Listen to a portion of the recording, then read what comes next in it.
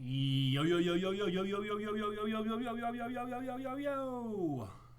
Hey guys, this is the last video of the 7th grade school year. 13.3, making predictions with theoretical probability. So very similar to what we've already done, but we want to make sure we've got a good handle on this. So make sure we watch the whole video, take good notes here, and let's get to it. So what we're going to do is we're going to use probability to make predictions how many times something should happen based on the probability of that thing happening. So for this one, I roll a standard number cube. That's a 6-sided dice. I roll it 150 times. I want to predict how many times I will roll a 3 or a 4. So the first thing I need to figure out, is what's the probability of rolling a 3 or a 4? That's the first step. So let's just figure out that probability and ignore this 150 right now, because this doesn't matter until I know the probability of rolling a 3 or a 4. So the probability of rolling a 3 or a 4, well, I know that there's 6 total possibilities whenever I roll a dice. There's 6 sides to a dice. I can roll a 1, a 2, a 3, a 4, a 5, or a 6. To roll a 3 or 4, that's 2 possibilities of those 6. So the probability to roll a 3 or a 4 is 2 out of 6. And that can be simplified to 1/3. So I figured out my probability of rolling a 3 or a 4. So now what I do is I take that probability and I set it equal to my prediction. I want to know how many times out of 150 will I roll that 3 or 4. Well, if it happens 1/3 of the time, I need to figure out what is 1/3 of 150. And so I need to solve my proportions. There's so many different ways to do this. I could have done 1 divided by 3, which is 33.3%.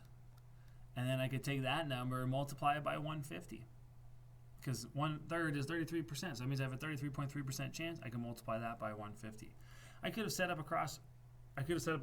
proportions, equivalent ratios like so. And then I can cross multiply. This will always work. That's 3 times x equals 1 times 150, which is 150. And then I got to divide by 3. I get x equals 50. Whoops. Good morning, everyone. Sorry about that. So I get x equals 50. So I can predict that I'll roll 3 or 4 50 times out of 150. Had I done 33.3 times 150, here's the one downfall about changing it to a percentage is 33.3, the 3 is really repeating. So the one downfall about doing this is sometimes when we have to round our percentage is we won't get our exact answer, but hopefully the rounding will still work. Because if I did 0.333, that's 33.3%, times 150, I get 49.995, which I would have rounded to 50 times. So I still would have gotten the same answer. So the two main ways is you can change your probability into a percentage by doing 1 divided by 3, or the top divided by the bottom, and that'll give you your percentage. And then you multiply that percentage by the total amount of times that you're going to be rolling that number cube. Or you can set up your cross products. 2 ways to do it. So here we go. Celia volunteers at her local animal shelter. She has an equally likely chance to be assigned to the dog, cat, bird, or reptile section. So dog, cat, bird, reptile section. If she volunteers 24 times, about how many times should she expect to be assigned to the dog section?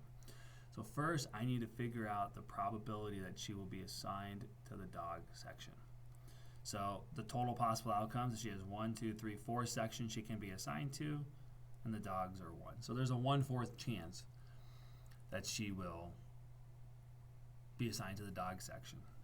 I can then do 1 divided by 4 to figure out that that is equal to 0.25, which is really, if I want to change that to a percentage, means there's a 25% chance of being assigned to the dog section. Now I can make my prediction. If she has 24 times, I can do 0.25 times 24. Now I know 0.25 times 24 is, it is 6, but I want to show you how we can plug it into the calculator to get 6. So that means 6 out of 24 times she can predict that she'll get assigned to the dog section if she has a 1 in 4 possibility. Okay. Whoop, wrong way. Try this next one. See how you do. Try it out, see what happens. Okay. Herschel pulls a sock out of his drawer without looking and puts it on. The sock is black. There are 7 black socks. There are 7 black socks, 8 white socks, and 5 striped socks left in the drawer.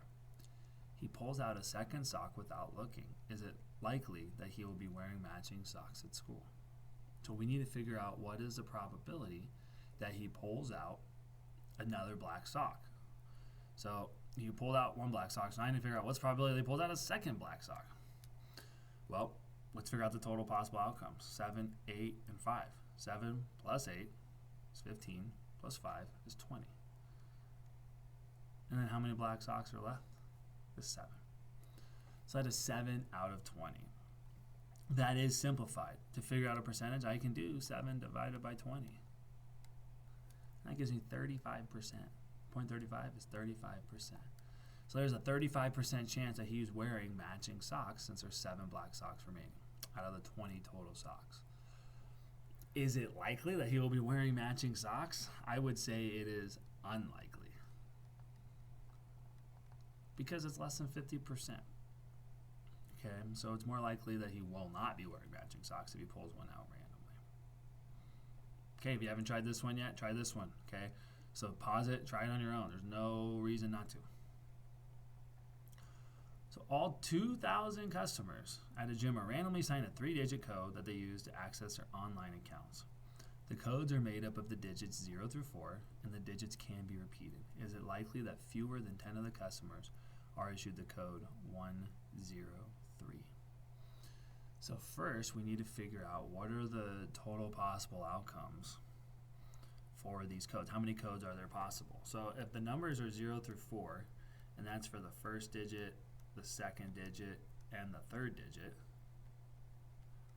well, that means the first digit I have 1, 0, 1, 2, 3, or 4 as a possibility.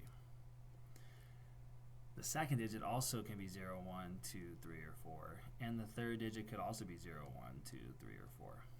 That gives me a total of 5 possibilities, 5 possibilities, and 5 possibilities. What I need to do with those 3 numbers is I need to multiply those. Since I have 5 possibilities for my first digit, 5 possibilities for my second digit, and 5 possibilities for my third digit, I need to multiply 5 times 5 times 5. And when I multiply those, I get 125. That means that there are 125 possible combinations with these lockers. Well, the code 103 is just one out of the 125 possible combinations. So we need to figure out if there's 2,000. So let me move this over here real quick. If there are 2,000 customers, how many people are going to have the same combinations? Are there likely that fewer than 10 customers are going to be issued the code 103? So I'm going to figure out how many out of 2,000 should have that same code. Okay. Now again, one way I could do this, I could do my cross products. So that's 125 times x equals 2,000 times 1. So then I just solve for x by dividing by 125. This is where my calculator is nice. 2,000 divided by 125. I put 20,000. There we go, that's better. Meaning that 16 people are probably going to have the same combination. So if it's 16 people, that means that it is not likely that fewer than 10 customers are going to be issued the same code, because I predict that about 16 people are going to have the code 103. Another way I could have done it, I could have done 1 divided by 125 to figure out the percentage. That's, with my decimal over twice, that's a 0.8% chance So 0.8% probability. So when I multiply that by 2,000, I did 20,000 again. Jeez. It's hitting it twice. Sorry, guys. Let's try this one more time. So it's 0.008 times 2,000. I get 16.